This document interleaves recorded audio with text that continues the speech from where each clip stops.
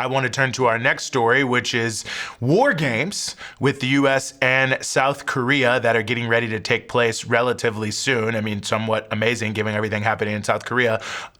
They're still prioritizing this one. But the US command, by the way, their motto, the US command in Korea is fight tonight. So it's all about war. It's all about fighting. So they're continuing their preparation. So to get into all of this and the implications of it, we are very, very honored to be joined here on the show once again by Ju-Hyun Park, who is a member of Nodutdol and also the engagement editor at The Real News. Ju-Hyun, as always, thanks so much for being with us.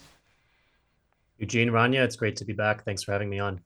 Well, great to have you on it. And maybe I guess I'll just pose the question to you of what does it say about the sort of political leadership in South Korea that despite the fact that they're still dealing with many issues flowing from the impeachment against the coup attempt by the now impeached president, that they're putting high priority on massive war games with the United States?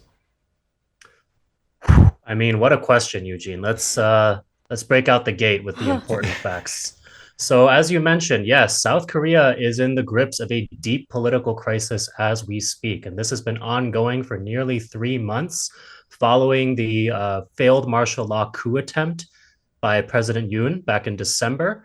President Yoon is currently facing his final impeachment hearings in the Constitutional Court. And all this time, we have had people out in the millions, out in the hundreds of thousands on any given day as part of an ongoing protest movement in South Korea, pushing forward a broad platform of progressive demands. These include everything from agricultural reform to better protection for workers to more access for disabled transit users in the city of Seoul. Basically, anything under the sun that you can think of that would help advance society, people are out on the streets in South Korea demanding. What they're not demanding is more military spending. What they're not demanding are more war games. And yet, that is what this caretaker government, which by the way, is unelected because it is an acting government, is prioritizing at this time. They're undertaking these massive Freedom Shield war games on behalf of the US. And I think it really tells us a lot about how political priorities get set in South Korea, because you have all these masses of people who are demanding a better future right now. And yet, the political class, those in power, can only really be bothered to serve the agenda of the big conglomerates and, of course, the United States, which backs up the capitalist system in South Korea with their massive military presence.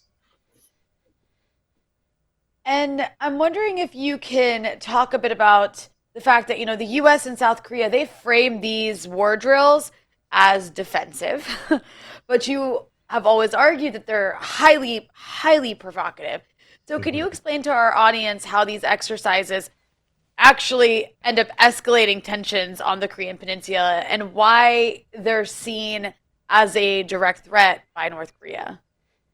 Absolutely. I think that the idea that the war exercises that the US conducts in Korea are defensive in nature is a complete canard. It's a total myth that we need to take apart piece by piece.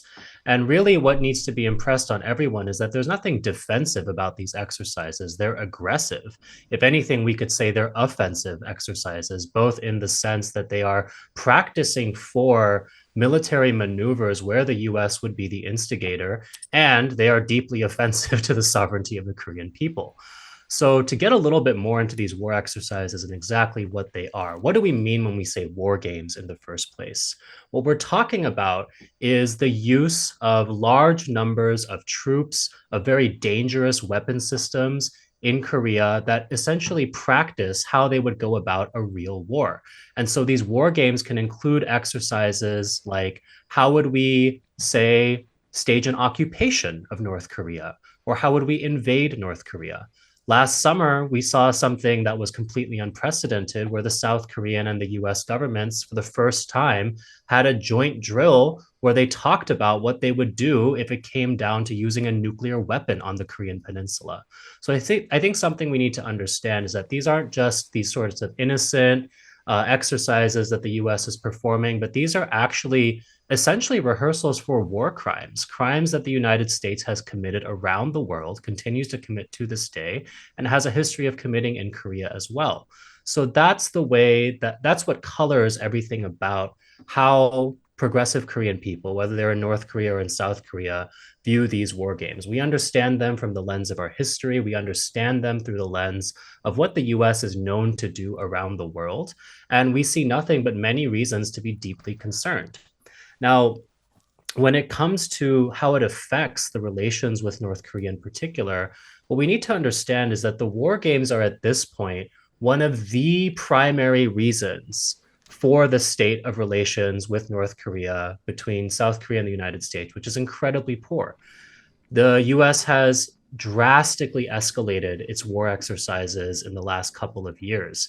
In 2023, there were more than 200 days out of the entire year where the US was conducting war games in Korea. Last year in 2024, that number reached 275 days of the year.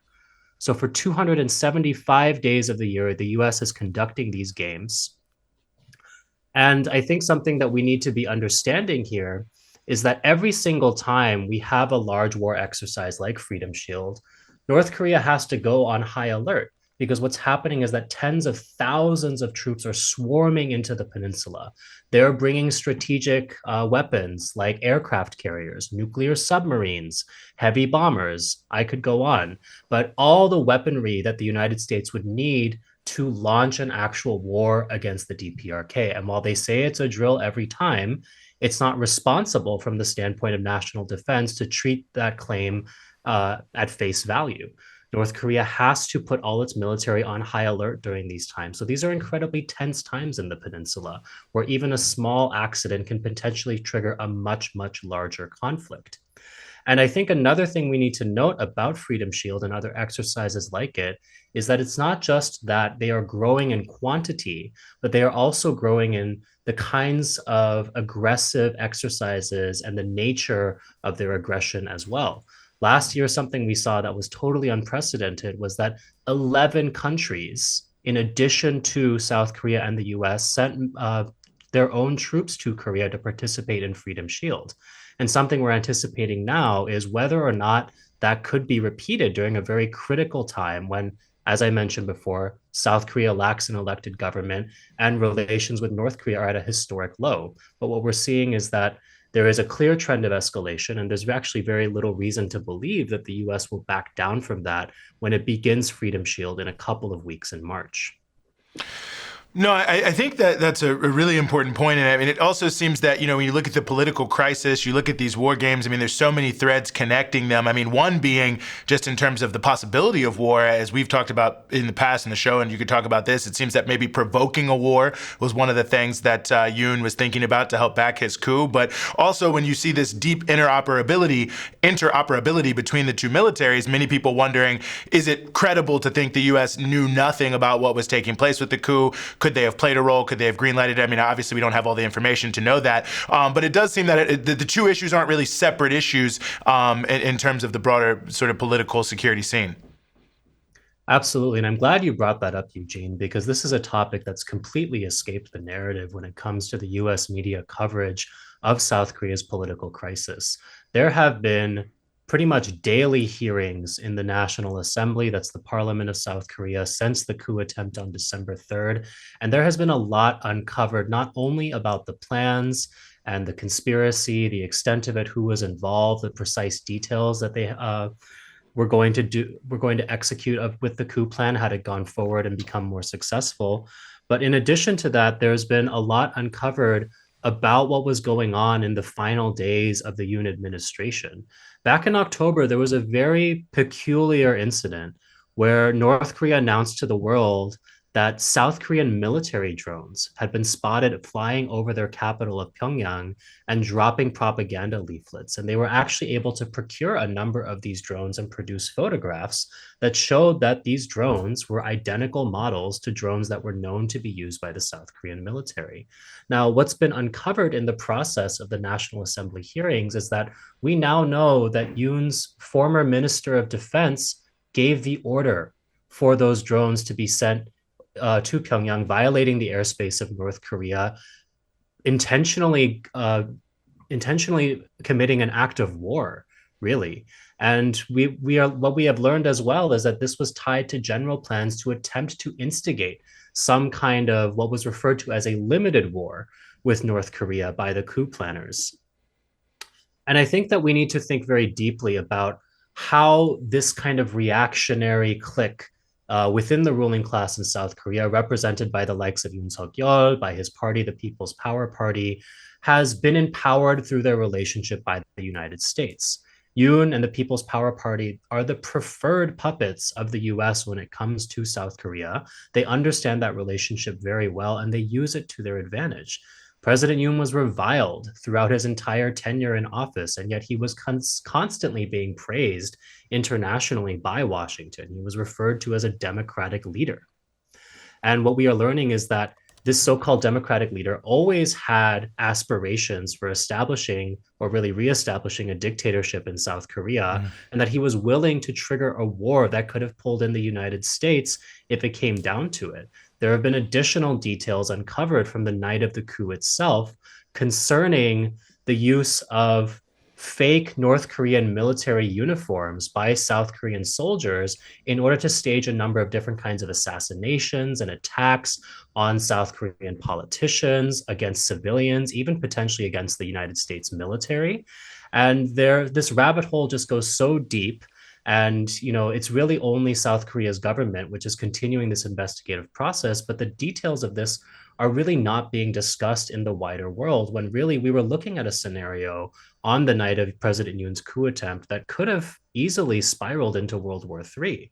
And so I think that when we look at these war games today, when we look at the US-ROK alliance, we have to understand that it is a fundamentally dangerous relationship, not only for Korea, not only because there are constantly about 30,000 troops and 28 US or 62 US military bases in Korea at any given time, but also because this relationship gives the most backward, the most violent, the most conservative sector of the ruling class in Korea the confidence to believe that they have the backing of the world's superpower in order to basically prosecute any kind of agenda they see fit, whether that is domestically or internationally, in attempting to start a war with North Korea that could trigger a regional conflict. Julian, I think given all that you've said, with tensions just being at their highest, the potential for it to spiral out of control in an even more dangerous way at any moment, what role do movements for peace and even reunification, both, of course, in Korea and internationally, what role do those movements have in pushing back against this U.S. militarization and advocating for a different future for Korea? Right. I think one of the most important things is that we have to play our part in breaking the US's monopoly on the narrative over Korea.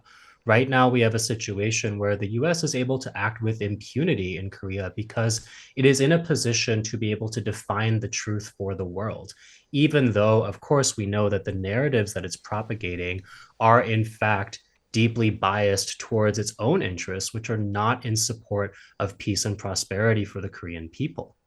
And I think when it comes to exactly what we need to do around Freedom Shield, I want to point to what organizations in South Korea are going to be doing in a couple of days and what we're joining them to do here in the US as Nodutdol. On March 1st, there are going to be a number of mobilizations across South Korea, across the US as well, opposing Freedom Shield, supporting the demands of people in South Korea who are pushing for a progressive transformation of their society. And this is all being done on March 1st, which is an incredibly significant date in the history of the Korean independence struggle. If I had a little bit more time, I'd share more details about that. But I really encourage folks to come out to a mobilization, particularly if you're in New York, San Francisco, Los Angeles. Those are places where Nodutdol will be mobilizing. There's also going to be another mobilization occurring in Seattle.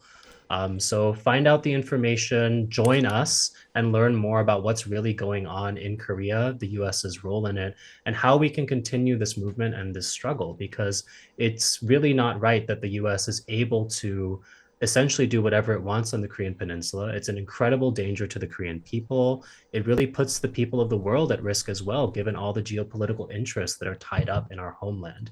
And so we all have to play a role together in order to start building the momentum to create a force that is capable of stopping it and imposing some kinds of restrictions and limits on what the US ruling class thinks it can get away with.